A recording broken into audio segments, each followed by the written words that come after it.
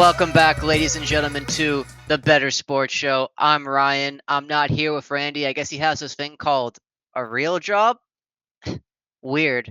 Why doesn't he just, I don't know, keep gambling? That's really what the ethos of the show is about. But no, to be serious, Randy's working tonight, so it's going to be me holding down the fort, coming at you with a quicker show. So without further ado, let's jump right into it. NFL Week 3, the granddaddy of them all. Everywhere I look on gambling Twitter, all I see is that the underdogs have covered the spread. Dogs of 5 points or more are absolutely thriving this year in football. Many of them have even won outright. Now, I see that being pushed all across gambling media, right? They're all letting you know, like, hey, look, hate it or love it, the underdogs are on top. Look at what they're doing. And then I look at Thursday's game and I see another underdog scenario. The Patriots, they're getting 6 on the road against the Jets. Now, moving on, we have another New York team. We have the Giants on the road against the Browns. The Browns are under threat, not because of the middling start, but because after P. Diddy went down, I'm assuming Deshaun Watson is next on the list. The feds are going to be raiding his house too, getting all of his fucking baby oil. Now, the Giants defense has not given up a touchdown this year. They've been excellent in the red zone and in those gritty, short yardage situations. The Browns offense has been very underwhelming. They haven't shown the ability to produce those big explosive plays, right? No Nick Chubb, and they've essentially tried the meat and potato teams out of the win, right? They were able to do it against Jacksonville. They were not able to do it against the Cowboys. I like the Giants, maybe not to win, but they're getting almost 6.5 points on the spread. That line will be 7, I think, by Sunday. A full touchdown for this Giants defense and this Browns offense. I think that line is way too wide. I like the Giants to cover that. I think Malik Neighbors is going to have another excellent game.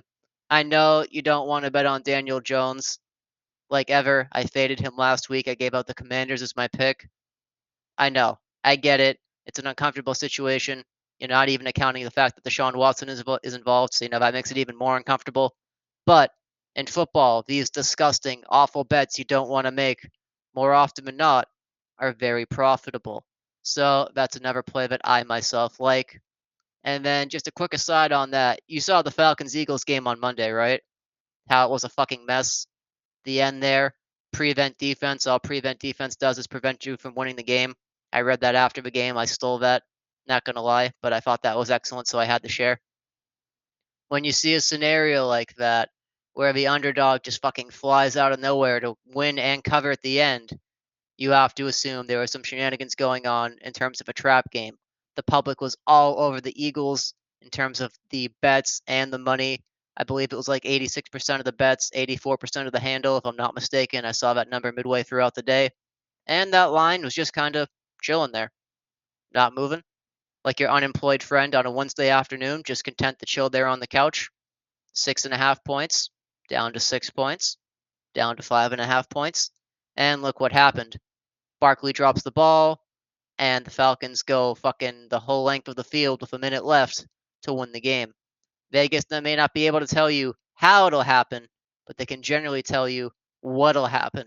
So they knew something was going to happen here. They were very, very, very happy to give you the Eagles covering the 5.5 because it's a key football number, right? Win by 6, win by a touchdown. Look at how bad the Falcons looked in week 1. Surely they'll cover that, right? Recency bias in primetime games in the NFL. Tale as old as time. That's when people get fucked out of their money. Chasing on Friday night. Well, not Friday night anymore. That was just week 1. Monday night, Thursday night, and Sunday night. Now, my final pick that I like, again, we're going to go against public perception and recency bias. Everybody just watched the Falcons win that big thriller on Monday night. They watched the Chiefs pull a Chiefs at home again, fucking around the entire game, getting a key call from the referees when they needed it at the end, and kicking a game winning field goal with Harrison Butker. They're in Atlanta.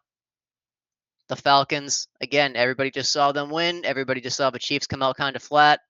I like the Chiefs to cover the 3.5 here. I think Mahomes is going to do very well against that defense. The Falcons' defense was struggling to get pressure on Hurts, especially in the first half. Second half, they were able to flush him out of the pocket. But I think the Chiefs receivers, they're fast. They have speed. They're going to be able to beat the Falcons to the interior of the field. And then on offense, while Cousins did look better, he's still having problems planting that Achilles and throwing. If you've seen all the game tape of him throwing off the foot that he does not usually throw off of, that implies that, his Achilles is still a little fucked up. He hasn't shown a great rapport with his receivers just yet. That'll come with time. London caught the touchdown. Pitts caught the touchdown in week one, but still, you expect those guys to be so much better. I think Spags is going to cook up a very good plan on defense, and I like the Chiefs to win that in a classic Chiefs scenario, jump out to the lead early, then just kind of coast the rest of the game. Other team makes it interesting late. Mahomes comes down, throws a touchdown to Kelsey. The announcers all start jerking off about Taylor Swift. They win by 6 or 7. Wash, rinse, repeat. So that's my final play. That's the NFL I like. Of course, if you have something you like, go for it. Open information here. Everybody's going to have their own plays, their own leans, and at the end of the day, the person who's going to make your best money betting is you. Only you are going to make yourself that money, right? Your decision making, your thought process, and the like, it all comes down to you. So that about wraps it up for me. Like I said, a very quick show here tonight. No Randy, just Ryan. It's like that fucking scene in SpongeBob when SpongeBob and Mr. Krabs are separated. So without further ado, thank you for joining us. Have an excellent evening. Peace. You got me feeling lucky. I'm putting everything on black.